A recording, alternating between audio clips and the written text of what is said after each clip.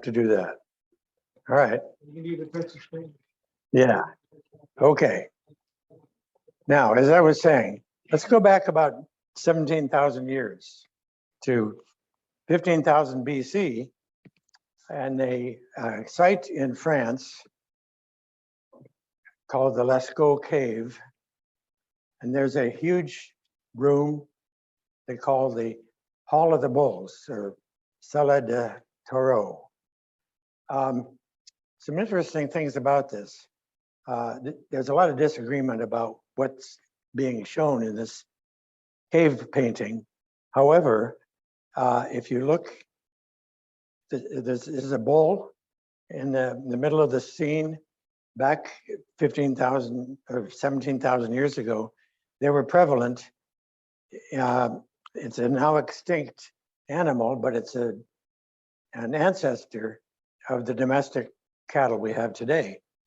There were a lot of them running around back in those days, probably a source of food for the people. Up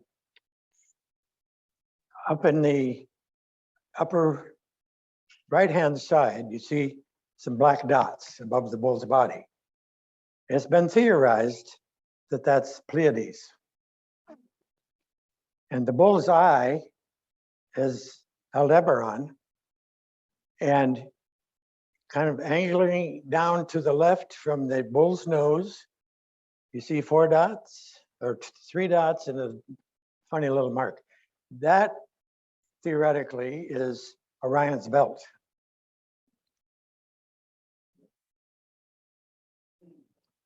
Now,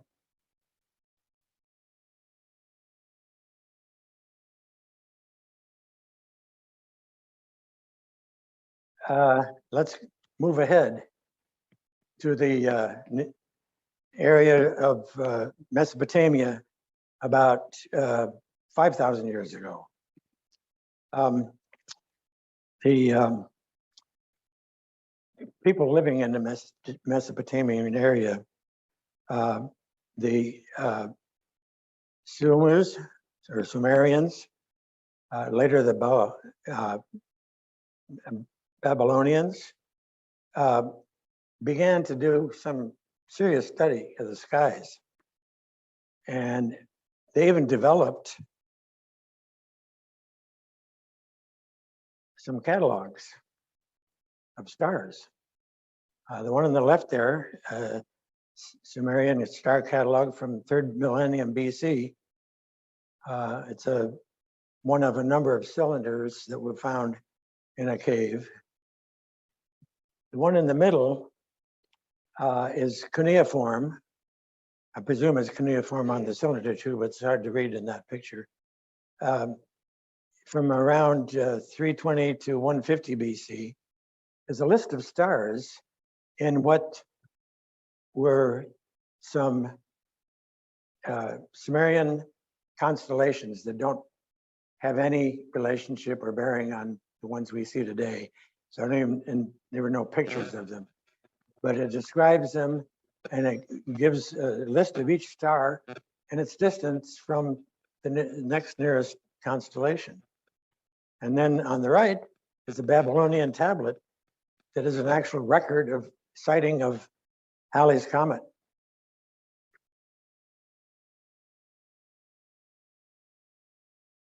Now, this is going to be difficult to read, but this shows constellations from, I can't even read it on my own, from Sumer and Akkadi. And quite a few of them do correspond to the constellations we know today.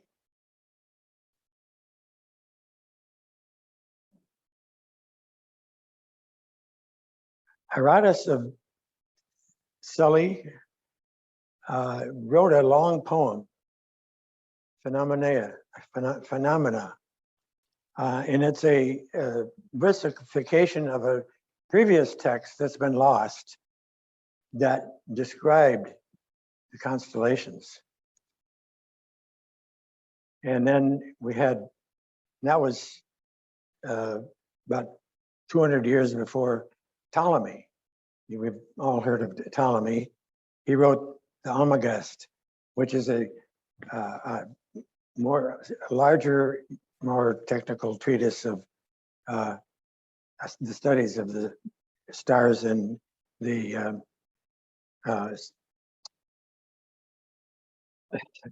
what are we talking about here? The constellations.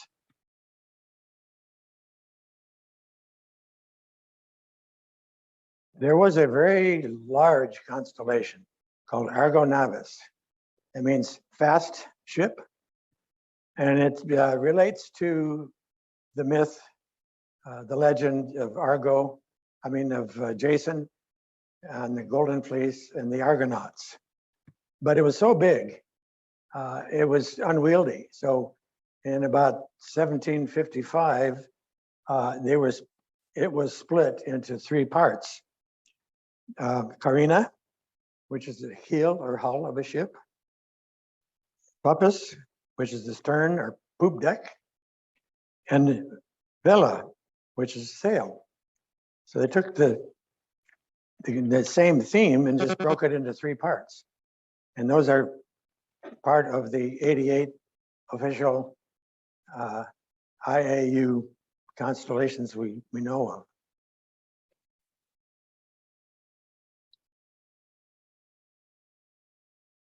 There's a concept called dark constellations. To me, that's kind of an oxymoron. But the Great Rift in the Milky Way has been observed by peoples in different parts of the world hundreds, if not thousands of years ago. And they imagined creatures. In this case, one Australian Aboriginal group imagined an emu in the sky. The head of the emu was where the area we call the coal sack.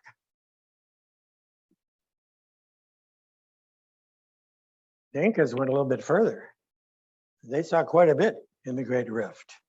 You have up in the upper right-hand corner, in that orange line, it shows where they imagined a serpent. To its right is a fox. Down in the lower left corner is a black llama. And then right behind it, if you compare those two pictures, is a shepherd. And this is from the Incas quite some time ago. Okay, we need to talk a little bit, or I'd like to talk a little bit about a couple of special things. Orion. Orion is a constellation that is seen almost from every part of the world. And peoples all over the world imagined it to be different things. I've got a list here, which is going to be kind of hard to read. The ancient Near East, Babylonia, called it the heavenly shepherd. Egyptians saw it as one of their gods, the god Sa. The Greco-Roman antiquity, we know, is a giant hunter. Orion is a hunter in our current understanding of the constellations. In China, they didn't have constellations quite the way we see them. They were a lot of asterisms, but they were small. And they're divided into 28 lunar mansions called Shen. In India, they saw Orion as the deer, and so on. A lot of Native Americans in both North and South America saw different things, mostly with Orion's belt. That would seem to be the most prevalent thing. In one case, in Mexico, they saw the three stars of the belt as representing game that was killed by the hunter. There was an Aboriginal group that saw it as a hunter, but instead of a club in his hand, He had a boomerang. The Navajo, I spent a lot of time studying Navajos because of my interest in the mystery series by Tony Hillerman, and followed by his daughter Ann Hillerman, about the Navajo tribal police. And a lot of stuff about Navajo lore comes up. And the Navajos see Orion as the first slender one. And if you remember, he's got kind of a narrow waist. He has kind of a slender, but he was a protector. And the Polynesians only concentrated on a few of the stars and connected imaginary connecting lines that was a child's string figure, like a cat's cradle.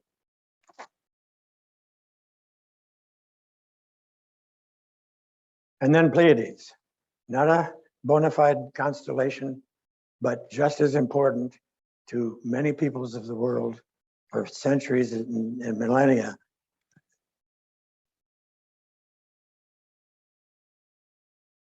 An asterism.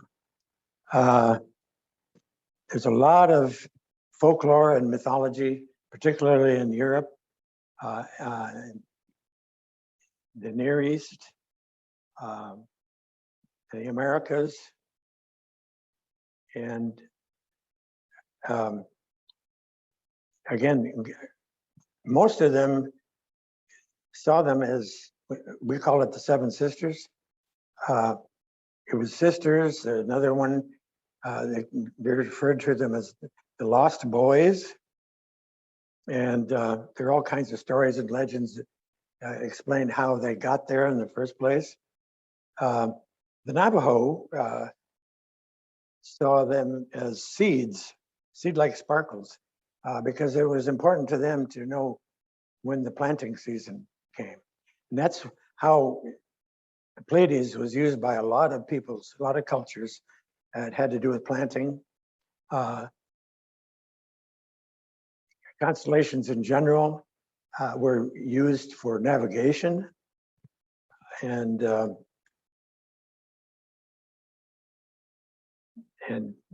they had, well, the Japanese, Subaru is what they call the Pleiades. We all know that's the logo of the Subaru brand. And that, I think, pretty well covers it. Is there any questions? Yes.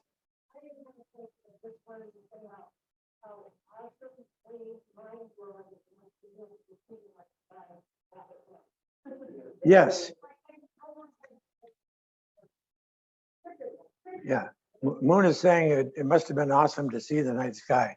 There are places and times where the light from the Milky Way was bright enough to cast shadows on the ground. We should be so lucky. Any other questions or comments? No? Thank you very much.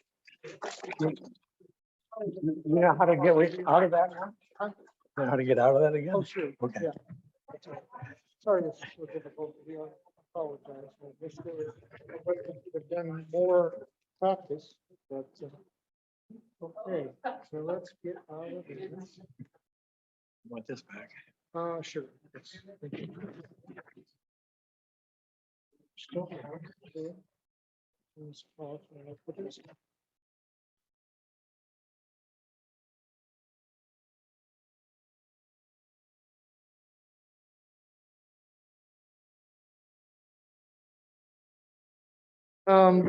Ladies and gentlemen, why don't we go ahead and take a few minutes break? There's snacks in the back and so forth, and then we'll get on to our main presentation.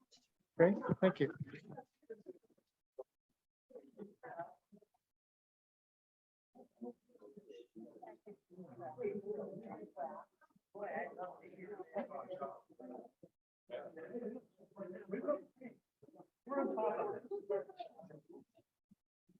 Yes, you have some editing to do, Richard. I'm sorry about that.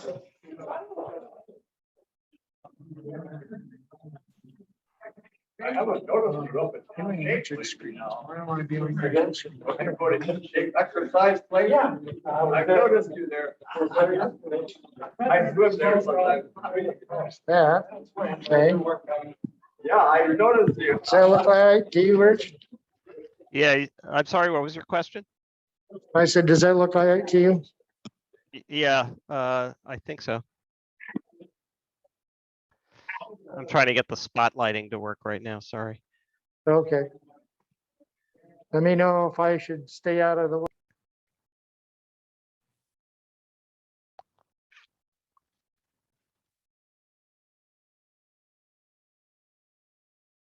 Just people have got some snacks and refreshments and so forth, ready for starting this up again.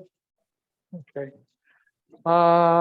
And I didn't turn my presentation on, but that's okay. It's just one slide and it doesn't mean anything. And once again, I think I forgot to mention that this is recorded. Once I remembered to record it, thank you very much, Marnie. Anybody who's online, if they would manage to keep their microphone muted, that helps because then we don't have extra sound floating around. So without further ado, we have Group 70, and Group 70 is a large amateur telescope project, as is seen there, and Richard Ozer, one of our guys, and everybody else's guy, because he's at Chabot and he's at Group 70. So Richard's going to interview Dave Barosso. Go ahead. All right, Dave, are you there? I am here. How's everybody? Good. Well, thanks for coming. Well, Dave lives in Linden, California, so there's no chance he would have come all the way to Walnut Creek. And like I was talking earlier to Tom and a couple of others, the reason I stayed home is I knew the slideshow would work a lot better if I was presenting on Zoom remotely. So I think I've done everybody a favor here. But it's nice to see everybody in this meeting, and hopefully I'll be able to see some of you in person soon. So That was a wise choice, Richard. yeah, yeah, Dave, I'm going to leave your sound on in case you need to interrupt me for some reason, or do you think I should shut it off? Oh, you can leave it on. That's For fine. my- No, I not got not control over my mic. Barosso. I Which meant Dave? Oh, you're talking to other Dave. Okay. Dave Wald. You know what, Dave Waldbest, there's some in case there's some noise in the audience there. Maybe I'll Yeah. mute you. I've got I'll turn my microphone off. Oh, okay, sounds good. All right, thank you. All right, well, tonight's topic is the Group 70 Large Amateur Telescope Project. And the main repository of knowledge about this project is Dave Barosso, who is joining me on this presentation. And for those of you who have spent time around Chabot, you might know that both Dave Barosso and I run the Chabot Telescope Makers Workshop and have for a couple of decades. And so the two of us are partners in crime on teaching people how to make telescope mirrors and how to build telescopes. And we've kept that program going up until the beginning of COVID, of course, when the center had to close down. But now we're talking about reopening the Chabot Space and Science Center and starting up the Telescope Makers Workshop again. And hopefully for those of you who visit Chabot, you'll see us there. But years before I started at the Telescope Makers Workshop, years before I wandered into this place that claimed to be an observatory in Oakland that I had never known anything about, something unusual happened that involved Dave and some others. And I'm going to go to the first slide here. And you probably saw this picture in the advertisement for this talk tonight. And those of you who may have visited the Group 70 website in the past have probably seen that picture. And I'd always thought this was the original group for the Group 70 project. And I'm wrong, it's not, but it was a very instrumental group in bringing this project forward. But I'm going to turn this over to Dave for a second to tell us what Group 70 is and how he learned about this attempt to build a large amateur telescope, and which for several decades was really just a project to polish a large telescope mirror. So Dave, why don't you tell me the story you were telling me the other night? Well, that was about 35 years ago. And back in the day, in the 1980s, my first exposure to the workshop was when I was doing a 17-inch mirror, which was considered unusually large at that time. And unbeknownst to me, there was another fella, Kevin Medlock, who was doing an even larger one, a 30-inch mirror. Of course, we both belonged to the telescope maker's workshop. So Kevin finishes his 30-inch mirror and I finished the 17, and I become attached to the Fremont Peak observers. We put that observatory up there, and I did have to refigure the 30-inch mirror. The Fremont Peak observers was where I spent a lot of times long before Richard came into the program. And I always found myself working very closely with Kevin Medlock. So one day in the telescope maker's workshop back about 1988, Kevin comes bursting in, and I could see from the look on his face, and this was 1988, that he had something on his mind, and it wasn't a 30-inch mirror. Shortly, he gave us a small talk about something called a 70-inch mirror, and I promptly made myself scarce at the time because he was asking for a $1,000 donation from 25 people to pay for this big mirror. And if at that time I donated $1,000, I'd have probably had to find another place to live. So, but that was the first I heard of it, 1988. It actually was found by Denny, his wife, on Sky and Telescope. And it was as a lot of you probably know, it was the twin to the Samuel Oschins mirror. Briefly, it went down to Australia, where the founder had a heart attack, and it sat around that university down there for a number of years. And then they finally decided to sell it, and it showed up in Sky and Telescope. So Kevin did find 25 people to chip in $1,000, and they went down and got the mirror, and it showed up in his shop. Now, I wasn't part of the original crowd, at least formally. It wasn't part of a member of Group 70. So a lot of what went on the board in those first 2 or 3 years, I really don't know a lot about. What we did do, I was involved with Kevin in his shop. And there was another fellow called Rob Toby. And the three of us basically did a lot of the initial work on that piece of glass that you see in the picture there. Kevin hooked up diamond generators, and basically him and Rob Toby babysat that thing for about a month while it slowly ground that piece of glass flat. You have to understand that glass that was made back in the 1940s, it was really a rather rough process. It was just a circle of fire bricks, and they would dump this molten pre-Pyrex into these bricks. So when we got that piece of glass, you could still see the brick pattern around it. You can see all kinds of junk and stuff floating around inside the glass. It was rather interesting to see this blank.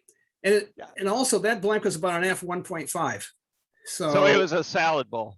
Yeah, it was it was something that wasn't too usable to us. So one of the first things that we had to do was flatten it. So we ground down the edge until we got it down to about 2.89. And somewhere along that time, I came into the project. I was still working up at Fremont Peak, at the Fremont Peak Observatory. And I got a little message from Denny one day, said, pack your bags, you're coming to work for Group 70. And that's about 1990 or so.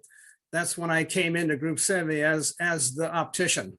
Well, I want to interrupt for a second. I want to, for those of you who don't know some of the names being tossed around. So Kevin Medlock grew up in the East Bay in Oakland, and spent the first part of his life at the Chabot Observatory on Mountain Boulevard. and had an incredible aptitude for engineering and optics and telescopes. And he designed and, as Dave alluded, made the mirror for the Challenger telescope on Fremont Peak. He was also the lead designer for the Chabot 36-inch telescope, known as Nellie, which many of you I'm sure have seen or seen pictures of. It's also the telescope I get to play on every week for our live Facebook show that we do from Chabot. And he has been on demand by many institutions around the United States for building special telescope projects or getting involved in special engineering projects. Very talented individual, and his wife Denny, she was the education director at Chabot for some time, and also has played a role in Bay Area astronomy for many years. I'd like to have you point out some of the people in this slide. I figured out how to turn on the laser pointer here. I think you all can. Maybe that's working. Yeah, I've got the laser in the middle of the mirror now, so it does seem to be working. Who's this guy? Just kidding. That's you, Dave, and a much younger Dave Barosso. And you're all wearing 1.8 meter T-shirts. This gentleman here was also involved in the Telescope Makers Workshop. That's Anthony Stillman. Now, Anthony was not just loitering here. Anthony used to be an optician at Tinsley Optical. And Tinsley is one of the most famous optical shops in the world, located in Richmond, California. They were responsible for figuring the James Webb Space Telescope mirrors. They figured all the optics for the Lawrence Livermore fusion project. So Anthony, having spent a considerable amount of time in Tinsley, was a very valuable addition to this project. As you can imagine, somebody who was a professional optician had a lot of interesting information and interesting ideas.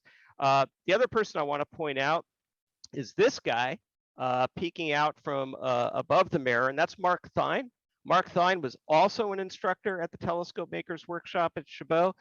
He sadly passed away a few years ago. I got to meet his mom and his sister.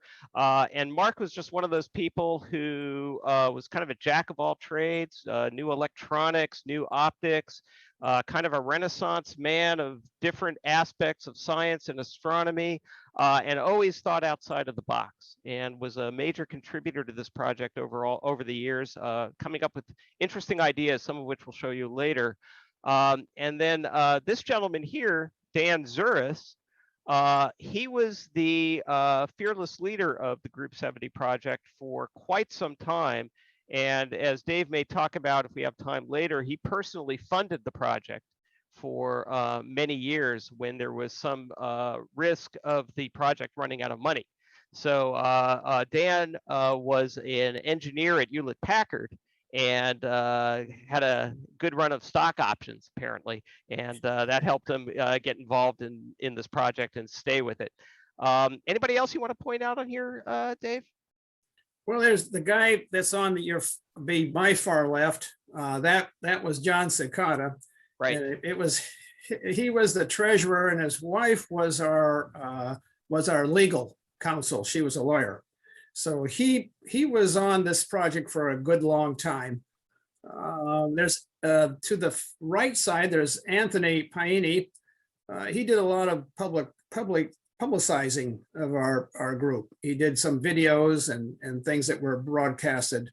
And there's, like I said, there was Anthony there who contributed a lot, but unfortunately Anthony knew stuff that he couldn't tell us because when we were doing that mirror, it was the age of 70-inch spy mirrors, and nobody anywhere was willing to tell me how to do an F3 parabola. So poor Anthony was caught in the middle, and he would try to drop a hint every once in a while. And after about the third try, I think we finally figured it out. So you have to remember that a lot of these people, this is a project that went on for a long time.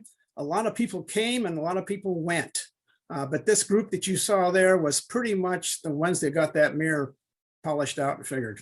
Now, we wish this was the Group 70 mirror. It's not. You had mentioned that the Group 70 mirror is the twin to the Samuel Oschins Cassegrain telescope at the Mount Palomar Observatory. And so the pedigree of this mirror is quite interesting. It's a very famous telescope at Mount Palomar, responsible for many significant discoveries. And it's not the only historically relevant piece of glass that's in this telescope. And I'll get to the other one in a little while, not yet. But this is a picture of the Samuel Oschins mirror. And next. So I'm not going to spend much time on this slide. It's really just too complicated a slide, but it gives you an idea that there were several possible optical designs for the telescope. These are all different designs had the telescope been made into a Cassegrain. A Cassegrain that had a hole drilled in the center, perhaps, or one with a Coude focus, or one that was a prime instrument. And the idea was these are different designs that would give you somewhere between an f8 and f10 of focal ratio. None of these were adapted, but there was certainly a lot of speculation about what the final telescope would look like when they were already flattening it and getting ready to start the polishing. So, you know, as you can see, it's an amateur project, right? This was not made to military specifications. This was whoever yelled the loudest won type school of design, right? Telescope by committee. Yeah, telescope by committee. The other piece of glass, this is the closest photo I could find. Talk about a dearth of information. In the island of La Palma, off of the coast of Africa, the Norwegians had a solar telescope, fondly known as the La Palma Solar Vacuum Telescope, that was replaced in around 2000, 2001 with a much larger and more advanced instrument. But this is a picture of a very similar instrument in Norway. And excuse me, it's Sweden, not Norway. And this was a very similar instrument in Sweden. And the primary mirror for this telescope is the secondary mirror for the Group 70 telescope. The La Palma Solar Telescope was intended to be a solar telescope bolted to the side of the main building at the Chabot Space and Science Center. And the politics of that scenario and the money for that scenario never came to any degree of fruition. And eventually the entire project was mothballed. And Dave and I found the mirrors and all the other pieces in a nearly abandoned warehouse in Alameda on the old Alameda Naval Base at the Naval Air Station. And Chabot agreed to donate the mirror to East Bay Astronomical Society, which in turn donated the mirror to Group 70. And that secondary mirror weighs about 300 pounds. I know it weighs about 300 pounds because it rolled over my finger.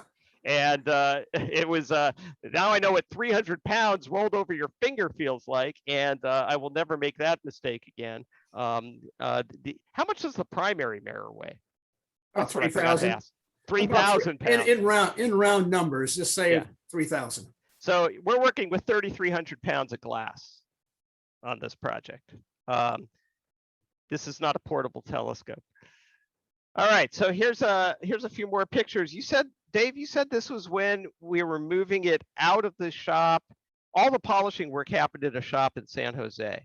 And it looks like this is the mirror getting boxed up for storage after it was done. Is that correct? That is correct. Okay. So you could see the mirror is being hoisted here. You got the chain on the sides and built a special crate for it. And after this was packed up and stored, it lived in a barn for what, like a decade?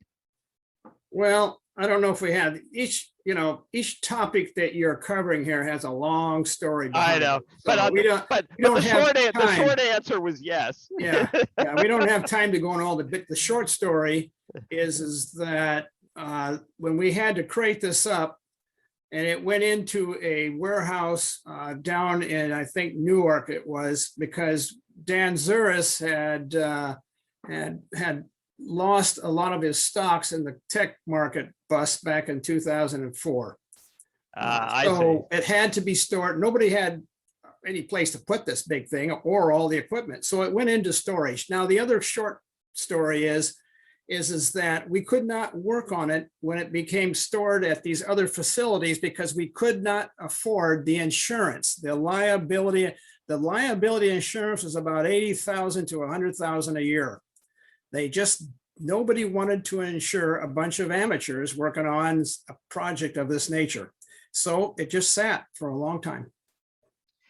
So this is what the polishing shop looked like. And again, we have a few of the people working on the project in this room that was covered with plastic to prevent contamination.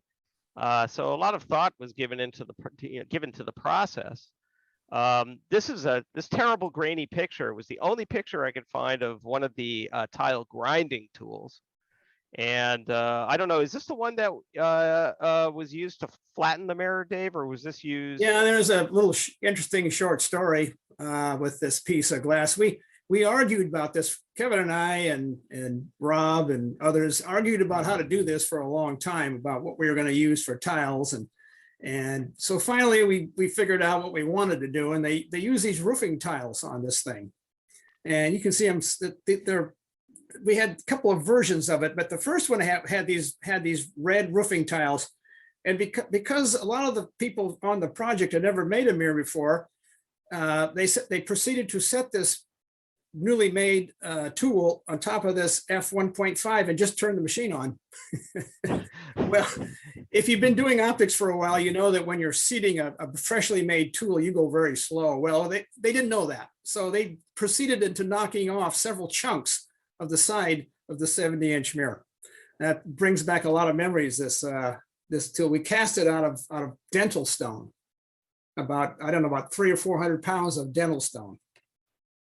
So now this is a picture of the polishing process. I took this picture, and I think it was my first visit to the Group 70 project many years ago. And basically, the mirror sat on a platform, and it spun around, and there was a cam mechanism associated with the polishing tool, which is this part here. And so everything is moving around, and they're polishing it out.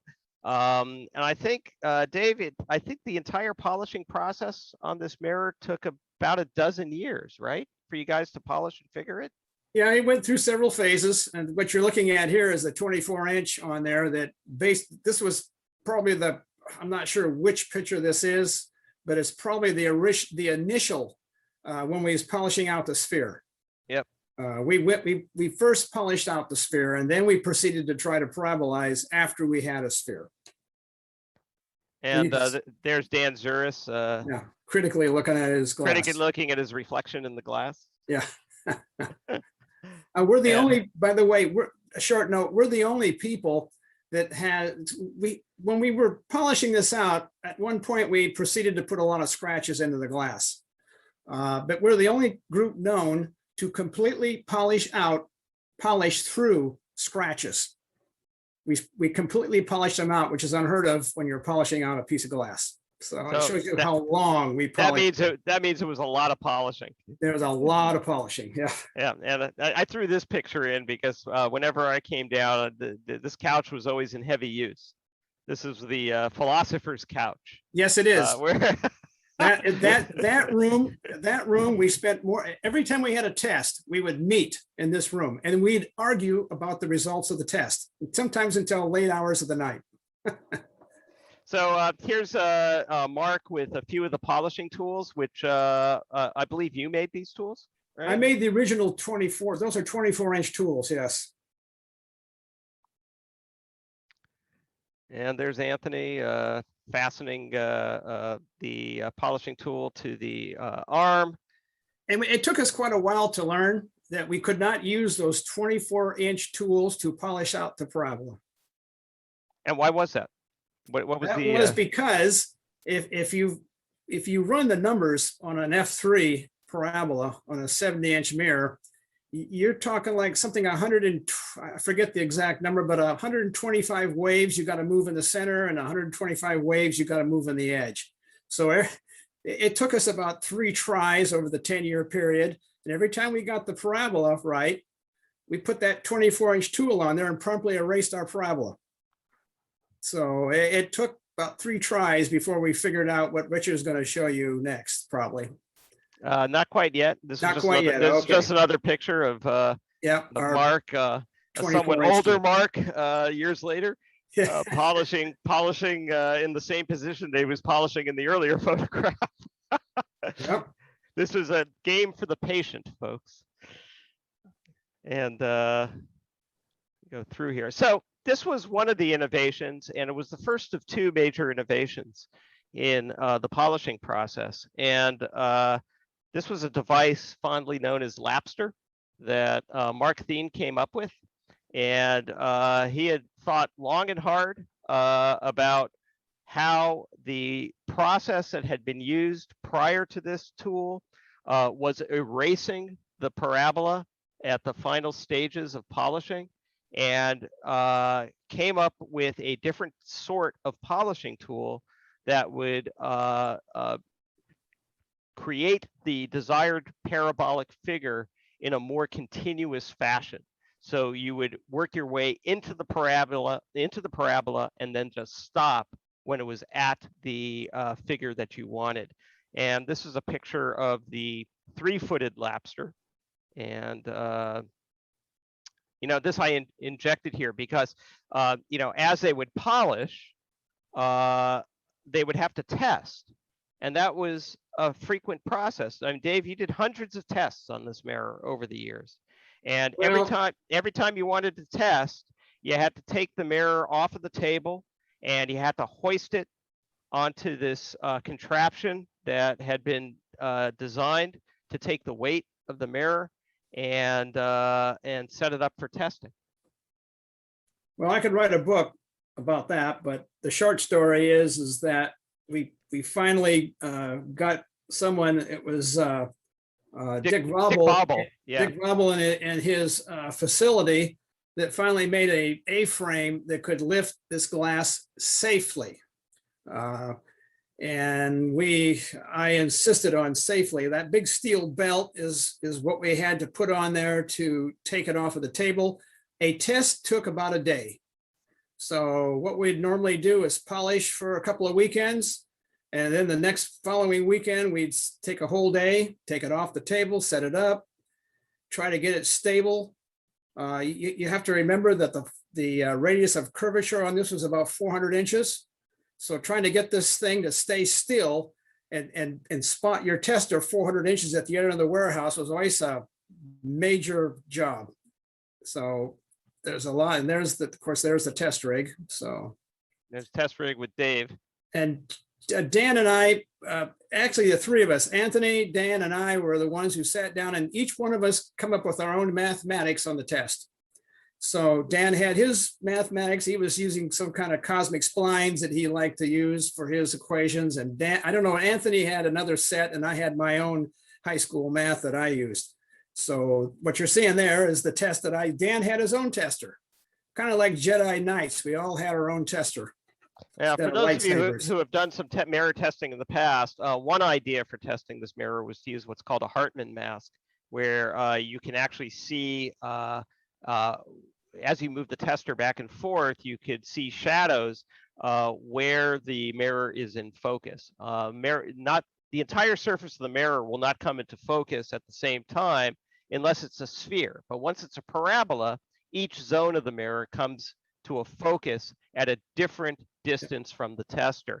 And what the Hartman mask allows you to do is move the tester in and out, plot the distances where each zone comes to focus, and then determine how close you are to your desired figure or desired parabola. You guys really didn't spend much time using this thing, even though it was made. I thought it was a cool photograph, though, because I've never seen a Hartman mask that size with that many holes. And, yeah, the Hartman required, to do the Hartman test, it required a different configuration on your testers. Yeah. And it turned out that a wire all of these are basically zone tests of one nature or another. But there are different ways you set them up, and it turned out the Hartman was more difficult to set up. So we wound up just using the wire. Yeah, so this is set up for a wire test where you first put essentially a ruler across the mirror. That's what this is. This contraption that he's laying across the mirror is just basically a zone indicator. So every one of those lines corresponds to a point which will be recorded and plotted in the final result. And the more data points you can tease out of the testing process, the more accurate your result will be, hopefully. I might add here that on a small mirror that we would do in the telescope maker's workshop, you can test 3, 4 points, maybe 5 points. And as long as your mirror isn't too fast, that pretty much satisfies the criterion. But when you talk about an F3 that's this big, you need a lot of points to make sure that every one of those zones is going where it's supposed to. That's why each one of those points on there was a test point. So you can see that here's that grid as it appears through the testing apparatus. And I'm not going to get into the details of what a wire test looks like. It's kind of hard to describe. But basically, the idea is to have a test that shows where the mirror comes into focus at each of these individual zones, and then use that as your raw data for reduction of the parabolic error. And this is a resulting graph. We're not going to go into it, but it's just kind of what you would do as you reduce the data and indicate when it was, what the results were at the different zones, and who was the tester and whose eyes were looking at it. Notice it says Dave's tester with Dave's eyes. I guess you had variations on a theme as you ran through. Well, the background story is that the two of us wound up doing the test. It was Dan and I, but Dan's tester was original design, but it was so hard to use. He eventually gave up using it and just relied on my test. So got it. That's where we went. Well, you're very good at making testers. I know how to use your testers. And, but Dan, I have to say, Dan was always coming up with these diagrams because he was a mathematician, an HP mathematician, and he always was printing out these diagrams showing lines all over the place and what he thought the mirror was and wasn't and all that. That's what you're seeing there. So here's a typical test that we do at the Telescope Makers Workshop, and they also used it at the Group 70 project. It's called a Ronchi test, where you put a grating in front of the tester and you shine a light through the grating, and it reflects off the mirror and it comes back through the grating, and it gives you a pattern that is kind of in a subjective representation of what the figure on the mirror is. And you could see certain things in here. You could see that, this characteristic shape, this bowing here, is a good thing. That's what you would see as the mirror approaches a parabolic figure. But what I was seeing here, the way this took like a 90-degree turn here, that's bad. That means you've got a problem on the edge. And in this case, we have what is called a turned up edge. It means that the polishing worked and the figuring worked up till about this point and didn't quite take at the very edge. And of course, the edge of a big telescope mirror is the most important part of the telescope mirror. You get a lot of surface area there. So you really want that edge to be right. So hence the improvements to Lapster, which now, instead of having just 3 points, became three paddles. It has 6 paddles now. And they used this for a while. And you could see now the result in the Ronchi test, how this is much more smoothed out. And this was the first time the project ever had this kind of success. And Dave, I guess not long after that, you guys pretty much stopped polishing and boxed up the mirror, and the project went into hibernation for a few years until you pretty much took it over, right? Well, that was what I mentioned earlier when you showed the picture of us putting it in the box. About the time, luckily, I often ask myself, it's just the fates that worked right for us. But, at the time, the first time when we ran out of money, here steps up Dan Zuras who had some luck with the stock market, and he bankrolled us. And about the time we figured out how to do this right and got this figure you see here, we were out of money again. And that was the other reason we were crating it up and putting it in the storage, is because now we had a mirror, now we had to build the rest of the telescope. So, and because we were out of money, it had to be stored. And because they wouldn't let us work on it in the new facility, we went into stall mode for probably 6, 7, 8, 9 years. Well, through some very generous donors who donated some valuable stock, and through a good stock market during that time period, Group 70 was able to fund itself again for the second half of the project. And if it wasn't for your cousin, who was on the board after you took over the project, I think everybody would have been really hesitant to spend that money. But he convinced everybody that, hey, if you've got the money and somebody has donated it, you'd better spend it or else you might lose it. And he drove that point home. That was your cousin Michael, and convinced everybody to move forward and really put a fire under our butts to go to the next stage of this project. And I'm going to show a little video here. Right now, the project has been moved to Fall River Mills, and I'll give you 3 guesses of whose shop in Fall River Mills this project is living in, going back to the future. And it is in the shop owned by Kevin and Denny Medlock. And they live in Fall River Mills, and the people who started this crazy project to begin with are now having to live with it. And Kevin is doing the fabrication, and Denny is watching and shaking her head mostly and raising horses up in the Fall River Mill area. She's not involved in the project other than keeping Kevin properly focused. And what I wanted to do was show this video. It's one of the most frightening videos I've ever seen. I actually have to stop sharing for a second and reshare so you guys can get the audio. Hold on for a moment.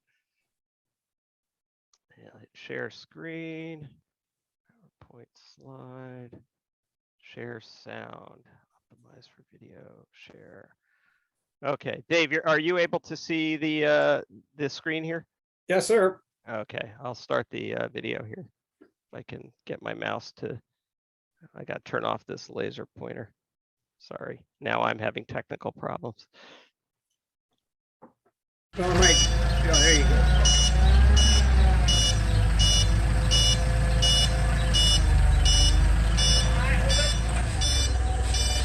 Okay, so this is 3,000 pounds. But it's more than that with that crate. It's about with the 4,000. crate, it's probably 4,000 pounds. Trying to get this back in to go that way a little more.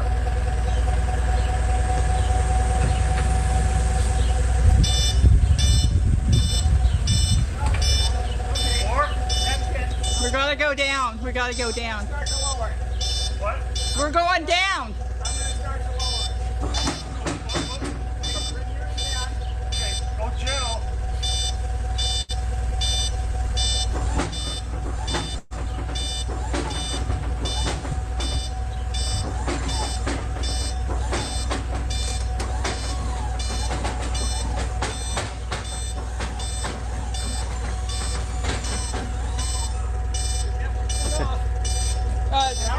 No. No. You get your forks down. These aren't down. Your casters aren't on the ground. All right, that's okay. Go back.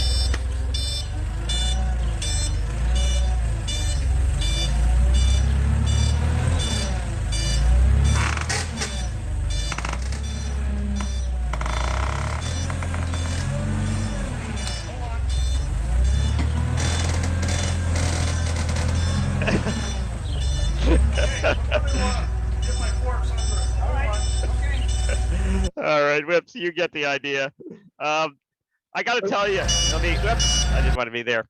So you guys, For those of you that wondering why this is the way. When I worked for a company called Lefebvre, we installed vault doors. That is how we took off 5,000 and 10,000 pound vault doors off a truck. We put a forklift at one end of the lift gate, and that's how we got them off of that truck. So it wasn't anything that I wasn't doing anything risky. It was something that I've done 100 times. So I know. Well, I saw that and I was thinking, well, this kind of defines an amateur project. But I got to tell you, I was at I had the pleasure of visiting Northrop Grumman a couple of weeks ago to see the James Webb Telescope, and they were telling a story about how they had lifted the entire telescope up in the air and then realized to their horror that they hadn't put the pins in the mirror segments. So the thing was dangling there for 2 weeks, and they could neither raise it nor lower it until they fabricated new pins that would hold the mirrors in place when they finally lowered it back down to the ground. So it's not just you. All right. I wanted to talk a little bit about the structure with you. So this was an original artist conception of what the telescope might look like, and of course, it's not going to look anything like this. There were a lot of ideas bandied about, and in the end, though, this is the design. We have the mirror, no hole drilled in the center. It's a full thickness mirror. We don't want to be drilling the hole. There's a mirror box containing the mirror cell. It's basically a prime focus instrument. We've got the secondary mirror, the one here that rolled over my finger. And then the focus here is where we could place a camera. So the first iteration of this scope, according to design, is going to be an instrument-only telescope. It's not going to be a visual telescope. It may be possible to do a focal extender and some kind of attachment, much like they did on the Mount Wilson 100-inch down the road. But right now, we just want to get a camera on it and get the thing built. And show you some photos of what we got here. So Dave, I remember when that ring was fabricated. A lot of this metal fabrication happened in San Leandro, by a company called Bulling Fabrication. And it's a family-owned fabrication business. They specialize in really oddball stuff, and they're very, very capable. And what we've got here is the beginnings of the optical tube assembly for the mirror. I didn't know if you want to comment any more on that photo. no, it's short story is that when we took over the project, I looked at what we had for funds, and I knew that a cast grain wasn't ever going to happen. It's just too complex, too costly. So I made the decision to just make it a prime focus. My goal was to get the darn thing built in our lifetime. Kevin then, and I knew too that there was nobody that I even had any idea that was going to build this telescope except for Kevin. Kevin was the only one I knew of that could build this telescope. So I had to, and as luck would have it, I purchased property up in Northern California that was on the other side of town from Kevin's property. So that put me back into because, as some of you know, Kevin moved out of the area and went up to raise with his wife to raise racehorses up at Fall River Mills. And it just so happened that I wound up at Fall River. Again, we're back to our fates here. I wound up at Fall River Mills also. So I was able to get Kevin back into the project. And that was probably the most important thing that I ever did, was because without Kevin, this wouldn't happen. And the ring you saw the original picture, was that we had several designers over the years, and they always had this square front of the Jack Ziders was the first one. And then we had another fellow in San Francisco, and they always had this square front end. Kevin didn't like telescopes with square front ends, and he insisted on a ring. And of course, we've known a lot of machinist contacts over the years, so he had friends who could do this. So that's how we got the ring. And here's after some of the struts are welded on, or at least tack welded on. And you get kind of a sense, that's a full-size forklift on the right-hand side there. So you kind of get a sense of what the size of this OTA is. Yep. Yeah, it was a lot of fun flipping that thing around when we welded, because Kevin and I welded it together. And the way we did it you have to imagine that this had to be kept perfectly square. I mean, you couldn't have, you know, a lopsided or a crooked tube, it'd be worthless. So we had this big square. So every time Kevin would weld, you can see the box there at the back. Every time he'd weld one of those measures on, I'd put that big square on there, and we'd fuss around with that until we got everything perfectly square. And I think Rich is going to show you a coming little video here of how square that we actually got this thing. Yeah, in a bit. And this is the mirror cell. We had a mirror cell previous, but Kevin didn't like it and built a new one. It's not going to be all that different from, you know, those of you who have a classic Obsession Dobsonian telescope. It's going to have a strap on the bottom, and it's sitting on the 18-point flotation cell. Pretty much standard technology, just scaled up, right? It's building a big telescope. You have to remember that we're not doing anything that's state of the art. There's many big telescopes out there. And this is basically just the same design as other telescopes, other than we used a little heavier steel because that we had different resources. But it's just a simple telescope. There's nothing, you know, outstanding about our design. And one of the problems that we always had over the years is when the amateurs would come together, they always wanted to redesign everything. And that we had hours and hours and hours of discussion. Richard was in some of that, hours of discussions about how to re-engineer everything when we didn't need to. So this is a video. I'm not going to show the whole thing, I don't think. I'll probably stop it midway because it can go on a little bit. Those of you who have your volume up, you may want to turn it down. The person who did this video, the machinist, liked putting heavy metal guitar solos in the background of his machining videos. I don't mind it, but some of you might. So consider yourself warned. And this will give you an idea of the type of precision machining that we adopted for the mirror box, so that the bearings would be square on where they needed to be.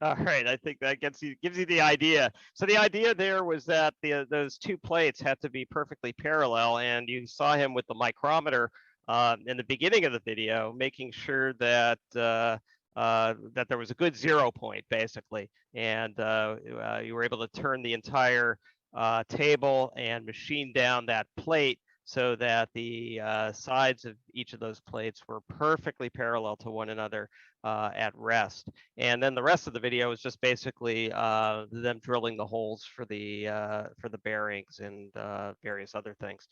So there was some attention to detail in that, right?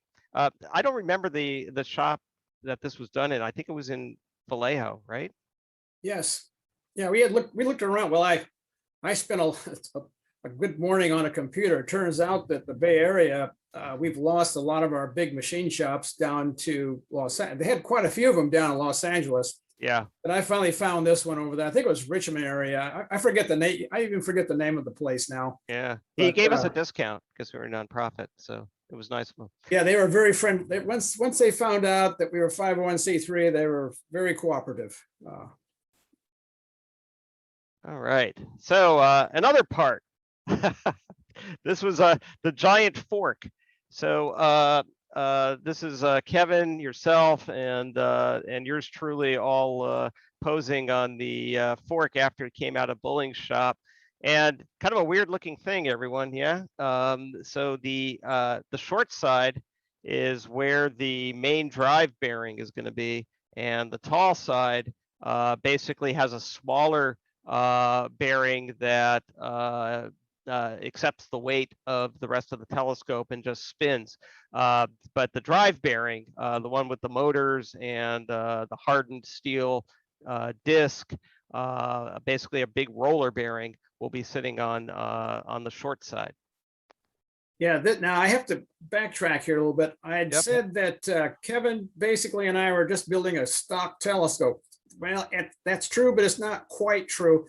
What you're looking at right here, I don't know of another big telescope or telescope anywhere that employs this particular design. I think this is something that our brilliant engineer, Kevin, came up with as a way of saving a little materials and making this rocker a little more efficient. And so this is Kevin. This is where we depart from standard procedure. This is sort of Group 70's original idea. Our designer, Kevin Medlock.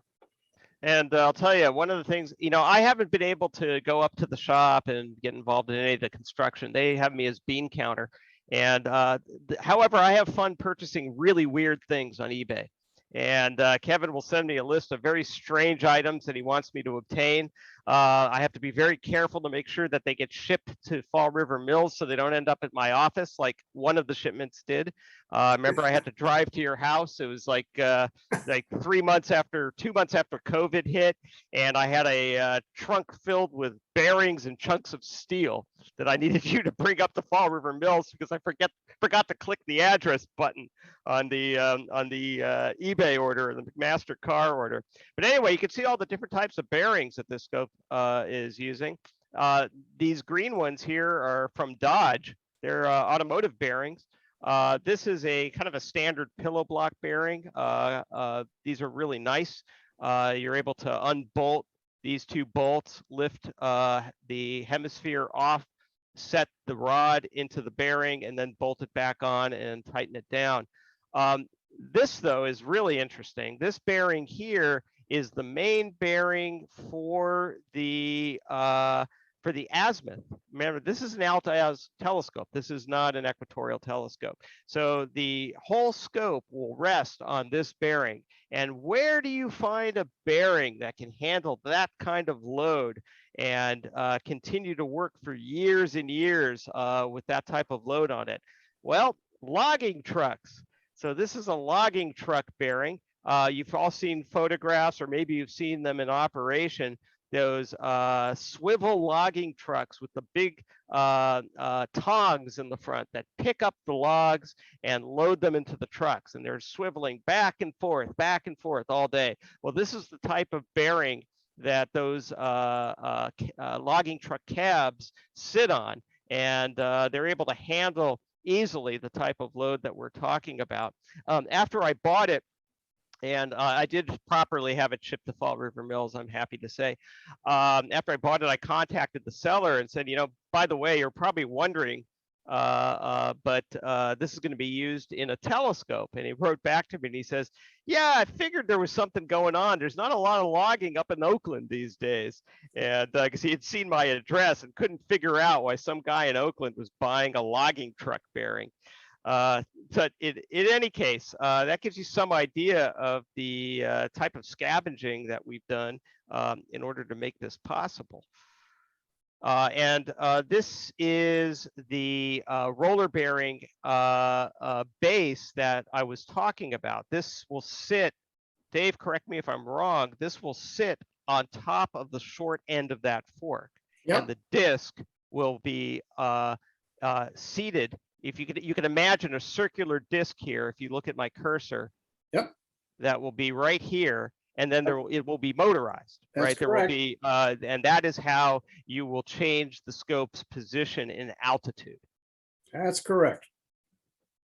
Took me a long time to figure that out, I'll tell you. Well, it even took me a while to figure it out. Kevin had it laying around the shop, and I couldn't quite picture how this was coming, but then it became obvious the last few trips. So. And remember how I mentioned how these pillow block bearings work. So you can see how the bearing sits inside the pillow block. You get everything adjusted. You can put it in, take it out, do whatever you need to do, and then you just put the cover on it, and off you go. He used one of these on Nellie. Yeah, Nellie has 36 inch. Nellie has one. Yep, I was That's where he admiring first- it the other night. Yeah. Yep. Yeah. This is the question that we always get asked. So look, we've done this whole thing ass backwards, right? People, think, well, we want to have a telescope on the top of the mountain in Hawaii, or at Kitt Peak, or at Lick, or they think of a location, then they design the telescope, and then they obtain the optics, and they make the mirror, build the telescope on site. We realized we had two competing, weren't competing, but we had two major factors in our decision to proceed the way we did. One is we had to spend the money. And even in the absence of a location, we really had to spend the money. So we had to build the telescope. The second thing is who in their right mind would give a site to a group of amateurs who claim to be building $1 million telescope without actually seeing some proof of ability. So we figured that there's no chance of us getting a location until we have a telescope. And then when we have a telescope and can demonstrate that it's a working telescope, then maybe we'll have a place to put it. And I know that sounds crazy, because it is, but that's kind of where we're at. And there's been, several suggestions over the years, none of which were really great suggestions. Here's Fremont Peak. The problem with Fremont Peak is we really don't want to deal with the park system. This is Lick Observatory. For a while, Lick had expressed some interest, saying, yeah, maybe we could use one of the extra domes. But Lick is a very political institution, and a group of mirror makers don't really feel like spending too much time on politics, although it may be inevitable that we have to. So that's been kind of shoved to the side. This is here mostly as a joke. For those of you who have been on the East Bay Astronomical Society Barcroft trip, this was the test dome for the Keck prototype that was shipped up to 12,000 feet to be tested up in the White Mountains near the Barcroft Research Station. That dome is there, and I'll bet they would give it to us, but I don't think any of us want to be going up to 12,000 feet on a regular basis, nor do we want to, I don't think we would ever have enough of a budget to transport Well, Richard, that telescope up there. Richard, I looked it over, Richard. It's too small. It is too small. Yeah, it's too small. So all right. Well, there's that too. So much for that. We did have I don't really want to name this site. Maybe some of you have been there. We have gotten interest from the people who run this particular observatory down by 29 Palms. And we're very open-minded and excited at the idea of having a large telescope. So we know that there are people out there that have sites that would be suitable. Whether it ends up at this particular site or some other site, who knows? But that's our next major problem. And whether it's going to be our problem or the next generation's problem, we're not entirely sure yet. This is a multi-generational project like cathedrals of old. And we're on the third team already at this point, and third or fourth. And it would be nice, though, to be able to hand it to another group that is demonstrating expertise in observatory site management and observatory construction, and say, you know, our goal is to build the scope. Our goal is to turn it over to an organization that wants to use it for public and educational purposes, and not have to worry about the nuances of actually building an observatory for it. That would, in my mind, that would be ideal. I don't know how Dave feels about it. I think there's various things for us to argue about in that regard. We've been arguing about that telescope for 35 years. About, I could write a book on all the different people that have come forward and said, yeah, we'll put it here, and then they change their minds. And right. yeah, you know, and you have to remember that a project this size had to happen in a corporate, in 501c3 corporation. And that presented a lot, that alone presented a lot of problems in itself. Anytime you're talking about a board of directors, you get into a lot of politics. And when we took it over, when I took it over, that was, I have to say, I just decided that I was going to get around the politics by just taking over the project. And because you get all these arguments about do this and do that, do this and do that. So the insurance, I must have spent a whole summer figuring out how to get around this insurance problem to make sure that my board of directors was protected. It's just, there's just so much to this that it's a huge project. Yeah, the insurance bill is a little more manageable now, but it's also one of the reasons that really only Kevin and Dave work on the project, and that is, you know, there's it's actually stipulated in the insurance that only people who need to be there in the presence of all this heavy equipment and heavy weight will be there, and everyone else has to kind of keep their distance. Yeah, the insurers, they were very keen about who was building this and what the experience level was. They were not going to insure us if they thought we had a bunch of unknowledgeable, you know, people who have never built a construction project. They just weren't going to insure you. So it took a long time. I hired an attorney, and the short story on this is that we went around the system legally and found ways to insure this to get around the expensive aspect of the insurance. So that's another whole deal here. So that's it. We got through it. I'd like to open up the floor for questions here. You could either use the chat window or just unmute yourself and ask the question. Hopefully the folks at Lindsay are able to hear the audio well enough. And Dave, if somebody in the auditorium wants to ask a question, please hand them the microphone if you can. Yep. Okay. I know. You'll have to come up here. Yeah, you'll have to come up here.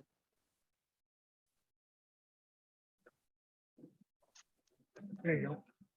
Richard. Hi. How you doing, Hi. Moon? Here, come over here. I want to know, There you go. okay, you know the picture Yep. of that circle with all the holes in it, and it was Yeah, cut the like- Hartman mask. Yeah. Right.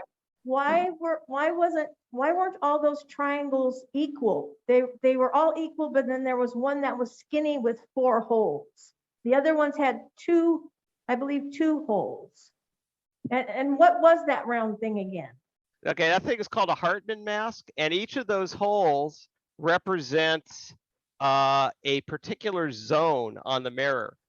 And when I say a zone, I mean some distance from the center of the mirror, because in that type of telescope mirror, light comes to a focus at different points depending on the distance of the tester from the mirror. So you're moving the tester back and forth, You're measuring the distance that you're moving the tester, and you've got to know exactly where light is coming to a focus. So you wait for those holes to turn black. And once they turn black, when your eyeball is looking through the tester, once they turn black, you know that that's where the light is coming to a focus. And so you go, you keep moving the tester back until different holes in that mask turn black. You note where the distance was until you get all the way to the edge, and then you're done and you plot the results. And I don't spend a lot of time with Hartman masks, so I don't know why it looked exactly the way it did. But one thing I noticed is that the layout of those holes was actually a spiral. And if you look at it a little bit differently on that slide, you'll notice that they spiral out from the center, but there were a few exceptions to that in some critical areas that Right. allowed for just a double check, I think, when you were at a particular zone. And I just wanted to say, when that meter went across that beam and it never moved, it stayed perfectly on that 0 or whatever it was supposed to do. That was very cool. And that must have been extremely satisfying. I think that's the coolest part of the video. Me I too. agree. And I'm glad you Me too. appreciated that. Yeah, we love that. All right, I have somebody in the chat window here. Let's see what was asked. This is from, install it on Mount Diablo. There you go. It's not the first time it's been suggested. State park again. Yeah, it is a state park again. Yeah. This is Ken Coates. I have a question. How close is the telescope to actually getting first light? I'm going to let Dave answer that. Well, now that question depends a lot on Fates and my engineer. The current schedule is we're waiting for the drive disc. Okay, now I don't know if you know what that means. That this is a roller drive telescope, meaning that there's bearings that drive a roller which rotate the telescope this way and up and down. So those discs, we're waiting, I guess either they're finished fabricating or they're in process, but they cost us way more money than we had budgeted for. We got hit by Yeah. the inflation in the steel market Yeah. that occurred this year. And it figures that when we were ready to drop the money on the most expensive steel parts, the price of those parts had doubled and pretty much cleaned us out. Those discs not only had to be purchased and machined, they then have to be shipped down to Los Angeles and heat treated so that they don't hardened. warp or get dented by the roller bearings as they are used. So we're doing this right. Those have to be really, really hard. And unlike the rest of the structure, they require special and expensive treatment. Yeah, they did. And so we're hoping, as a matter of fact, I've been waiting for word from Kevin because I'm supposed to go up and we're supposed to mount those discs on the box sometime in August. And according to Kevin, we're going to put this whole thing on a forklift and actually mount that tube assembly on its base out in front of the shop because it's too big. It won't fit in the shop. It's too big to fit in the shop. So we have to take everything outside in the courtyard in front of the building and mount this thing up. Now that's just the mounting. That's just to make sure that the rollers are working properly, that everything fits together the way we planned. That's not doing anything, putting the mirror in there or anything like that. So that was the goal for this summer. Now, once that's done, we planned on this winter to go ahead and get the mirror in there, do all the little things that we got to do with the strap and all the stuff on the mirror, retest the mirror. We don't have the big A-frame anymore, so we got to figure out how to lift this mirror out of the box. And then in the spring, we put the mirror in the secondary and the telescope and start to deal with the electronics that's going to, completely make this a go-to scope, a remote control scope. So we're looking at probably a good year and a half yet optimistically speaking. Yeah, it depends on Depends on a the, lot the of nature factors. of the world, which is not Yes. anything that my crystal ball has been any good for Yep. in, It depends on, in recent months. So that's we'll why I see. say it depends on the fates, because a lot of stuff could go wrong in our system that could slow this down. So. Yep. So- Good so question, though, Dave- Ken. Yeah, Dave or Richard, is the mirror been illuminized yet? Oh, that's Uh, an interesting question. So the And plan who's gonna right do now, that? well, the original plan was that, well, we'll drive it up to Lick and we'll put it in the illuminizing chamber there because they do it. They're not going to be doing that kind of thing anymore. And we have been convinced, and I'm crossing my fingers, we have been convinced that the new spray-on coating methodologies that have been invented by the industry will be suitable for this mirror. And there is a competing 70-inch mirror that a gentleman who I knew from RTMC built out of a finished mirror from a spy satellite. And they didn't grind and polish the optics. They had some ready to go optics. He built it into a manual, kind of a push to 70-inch telescope, and he used the spray-on coating for his, and raves about it and says the quality is quite good. And I've been speaking with other people who have used the spray-on coatings for large mirrors who have been equally positive about the suitability. So right now the plan is to do that, and it will save an awful lot of gasoline costs to Well, do that. First off, big mirrors are never overcoated. You never overcoat a big mirror. So we had a lot of the guys were saying, well, get it coated, get it overcoated. You never overcoat a big mirror. So this spray on, of course, is not as good as a vacuum deposited surface, but it's good enough. And the other thing is, it only lasts, a mirror with no coating is only going to last 6 months, maybe a year and a half before. And if you'll notice, Palomar, Lick Observatory, every year or 2 or 3 years, they're recoating those primary mirrors. So this is the nature of the beast. So yeah, that's All how the we're gonna big, do it. all the big observatories have a coating chamber right underneath the telescope. And you just Yep. drop it mirror down to the next floor. And coat the mirror. Kevin has back been looking around. Kevin. He's been looking all over the state. There are chambers available, and if we can come into enough, right now we're back to where my cousin said we needed to be. We needed to burn off that money. You don't want to have a 501c3 with a lot of money sitting in the bank. That's bad news. So we've done it. We built it, basically built the telescope, but now we got to go find some more money to pay for all these additional things. Right. So. Yeah.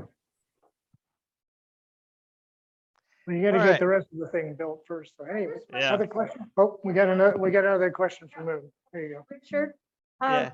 if the club would go for it, I would like to have a little WhatsApp update in February next year and then in October. Well, sure. I think that's a great idea. That's assuming that there's progress. Right? Hey, I think it's a good time to do a shameless plug. If anybody feels like donating to this project, you can go to group70.org and there is a donate button on the fundraising page, and we appreciate any or all donations that we can get. We're probably going to get into some serious grant writing sometime soon. But at the moment, we rely on our memberships and donations. So that's my shameless plug. Did anybody have any questions here? No questions here? Nobody, no questions here. I don't know. Does anybody have any? There's a Yeah, couple things put up on chat. Anybody on which issue of Sky and Telescope had the ad? Oh gosh, Randy. I'll see if I can find that out. Denny might know. I'll ask her and I'll let you know. Oh, you're looking for the ad? Yeah. The original ad? Yeah. Yeah, I have the copy of Sky and Oh, Telescope. do you? Well, Oh, do you yeah. know do you know the month and the year offhand? It took me quite a well. I have all the Sky and Telescopes all the way back to 1985. So it took me a while to find it. I think it was it was one of the 1988s, if I remember, July, August, somewhere's in there. Yeah, I mean, you can go to a site and look up these previous issues. You'll find it. I think it's in the year of 1988. Yeah, I've been looking around in the Skygazers Exchange. Is it in there or is it in a Well, it's separate kind of sort of it's kind of hard to spot because it's not like here's a 70-inch mirror, it was worded it was an organization, a professional amateur organization that had a whole bunch of equipment. And so on the ad, you're going to see all these different things. And then in a little place there, you're going to see 7 mirror blanks. So it's not obvious. That's why I didn't find it right away. It took Denny actually called them up to find out what the mirror blanks were. And that's how she discovered that one of them was a 70-inch mirror. Yeah, at that point, it truly was the strategic Pyrex reserve. Yep.